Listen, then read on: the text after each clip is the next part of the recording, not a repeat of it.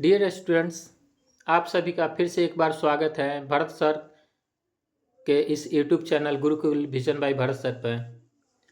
और model question for Bihar board matric exam 2025 के इस सीरीज का दूसरा दिन है और आज हम लेकर आए हैं अर्थशास्त्र के VVI क्वेश्चंस। जैसा कि आप जानते हैं कि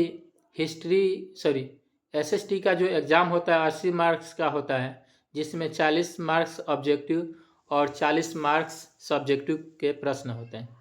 इस 40 मार्क्स के जो सब्जेक्टिव प्रश्न आते हैं उसमें 4 सेक्शन होता है। हिस्ट्री होता है, ज्योग्राफी होता है, पॉलिटी होता है और इकोनॉमिक्स होता है। उसके अलावा आपदा प्रबंधन के भी प्रश्न पूछे जाते हैं। तो आज हम इकोनॉमिक्स के उन सभी प्रश्नों को देखेंगे जो एग्जाम में सेम टू सेम पूछे जाएंगे। पिछले वर्ष के जो प्रश्न हमने देखा है तो उसमें पाया है कि बहुत कम जो है रिपीटेशन की गुंजाइश है। 4 साल के प्रश्नों का संग्रह हमने देखा है, तो उसमें रिपीट क्वेश्चन जो 1 या 2 ही है, बाकी जो हमेशा नए प्रश्न हैं। और वैसे ही प्रश्नों को हमने मॉडल क्वेश्चन के रूप में यहाँ पे जो है संग्रहित किया है। चलिए देर नहीं करते और आगे बढ़ते हैं और देखते हैं कि इकोनॉमिक्स के कौन कौन से प्रश्न जो है मोस्ट VVI है। तो पहला प्रश्न है, पूंजीवादी अर्थव्यवस्था तथा समाजवादी अर्थव्यवस्था में अंतर स्पष्ट करें। परिभाषा के द्वारा या पॉइंट वाइज करके उसको अंतर स्पष्ट कर सकते हैं। दूसरा प्रश्न है, मानव विकास सूचकांक क्या है? उसको शॉर्टकट में HDI कहते हैं, पूरा नाम है ह्यूमन डेवलपमेंट इंडेक्स। तीसरा प्रश्न है, सकल घरेलू उत्पाद से आप क्या समझते हैं? GDP क्या होता है? चौथा प्रश्न है, राष्ट्रीय आय की गणना में होने वाली कठिनाइयों की चर्चा करें या वर्णन करें।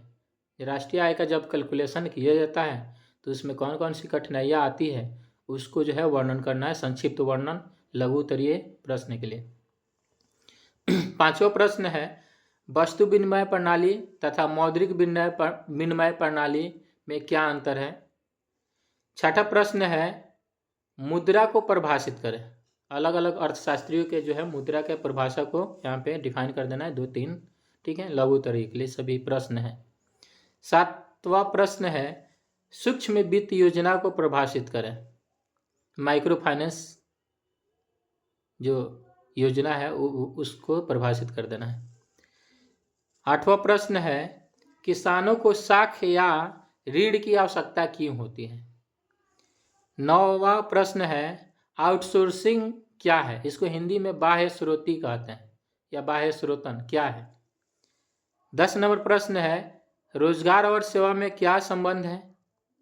11 नंबर प्रश्न है, LPG को परिभाषित करें। L फॉर लिबरलाइजेशन, हिंदी में उसको उदारीकरण कहते हैं।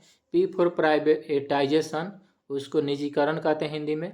और G फॉर ग्लोबलाइजेशन, हिंदी में उसको वैश्वीकरण या भूमंडलीकरण कहते हैं। इसको परिभाषित कर देना है, ठीक है। 10 नंबर प्रश्न हो गया, 11 हो गया। 12 नंबर प्रश्न है, भारत में सन 1991 के आर्थिक सुधारों से आप क्या समझते हैं? डायरेक्ट प्रश्न आ जाएगा कि 1991 के आर्थिक सुधारों से आप क्या समझते हैं, या भारत में 1991 के आर्थिक सुधारों को जो है संक्षिप्त में वर्णन करें। 13 नंबर प्रश्न है, उपभोक्ता जागरण हेतु विभिन्न नारों को लिखें। जैसे कि हमने प्रीवियस ईयर्स के प्रश्नों को देखा है तो उसमें पाया है कि 2024 में जो है उपभोक्ता जागरण वाले जो चैप्टर हैं तो उसमें से प्रश्न जो है ज़्यादा पूछा है। तो अगर पूछना होगा तो लघु उत्तरीय में यही पूछेगा, उपभोक्ता जागरण के लिए विभिन्न नारों को लिखे या उपभोक्ता से आप क्या समझते हैं। 14 नंबर प्रश्न के रूप में हमने जो है फुल फॉर्म लिखने के लिए लिया है, जैसे GDP का फुल फॉर्म, PCI का, HDI का, GNP का, NSSO का, CSO का, NI का, ATM का, RBI का, GDP का gross domestic product, PCI per capital income, per capita income, human development index HDI का हो गया, GNP का ग्रॉस नेशनल प्रोडक्ट, और CSO central statistical organisation, NI national income, ATM automatic teller machine, और RBI reserve bank of India, और LPG का full form liberalisation, privatisation और globalisation होता है। दीर्घ उत्तरीय प्रश्न को जो है हमने संग्रहित किया, जिसमें 8 जो है इम्पोर्टेंट है ज़्यादा, और 2 अन्य जो है प्रश्न को भी लिया है। इन्हीं में से जो है दीर्घ उत्तरीय पूछेगा, कन्फर्म है। उपभोक्ता संरक्षण अधिनियम 1986 की मुख्य विशेषताओं को लिखे, प्रश्न नंबर 1 है। दूसरा प्रश्न है कि वैश्वीकरण का आम आदमी पर क्या प्रभाव है, विवेचना करें। तीसरा प्रश्न है सेवा क्षेत्र पर एक संक्षिप्त टिप्पणी लिखें, या भारत के विकास में सेवा क्षेत्र का क्या योगदान रहा है, ऐसे भी प्रश्न आ सकता है। चौथा प्रश्न है राष्ट्रीय वित्तीय संस्था किसे कहते हैं, इसे कितने भागों में बांटा गया है, इसको जो है वर्णन करना है। पूंजी बाजार और मौद्रिक बाजार जो होता है उसको। पांचवा प्रश्न है वस्तु विनिमय प्रणाली की कठिनाइयों पर प्रकाश डालें। छठा प्रश्न है क्या प्रति व्यक्ति आय में वृद्धि राष्ट्रीय आय को प्रभावित करती है, वर्णन करें। क्या प्रति व्यक्ति आय में वृद्धि राष्ट्रीय आय को प्रभावित करता है, वर्णन करें।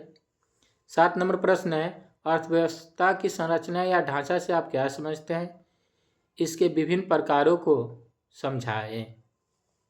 8 नंबर प्रश्न है बिहार के आर्थिक पिछड़ेपन के कारण कौन कौन से हैं और बिहार के पिछड़ेपन को दूर करने के लिए कुछ उपाय बतावें।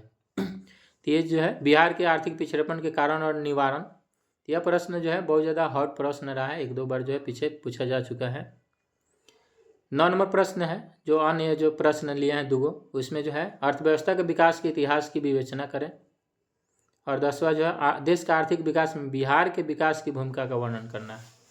ठीक है, जैसे कि आप लोग जानते हैं कि बिहार जो है शुरू से जो है बहुत अग्रणी रहा, भले ही आधुनिक समय में जो है बिहार पिछड़ गया है आर्थिक दृष्टि से या किसी भी जो है, लेकिन यहाँ पे प्रश्न है देश के आर्थिक विकास में बिहार के विकास की भूमिका को वर्णन करें। इन सभी प्रश्नों को आप देख लीजिएगा। कन्फर्म है कि जो 6 प्रश्न हैं इकोनॉमिक्स के यहीं से आएंगे, कुछ भी नहीं तो 4 या 5 प्रश्न जो है सेम टू सेम इसमें से आएंगे।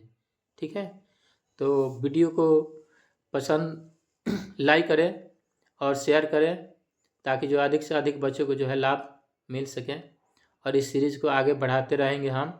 और जो भी इम्पोर्टेंट क्वेश्चन जो है मॉडल क्वेश्चन जो है 2025 में पूछे जाने वाले उनको जो है हम आपके सामने लाएंगे। क्योंकि सुविधाओं का अभाव है इसलिए इस तरह की वीडियो बनाई जा रही हैं। ठीक है, धन्यवाद।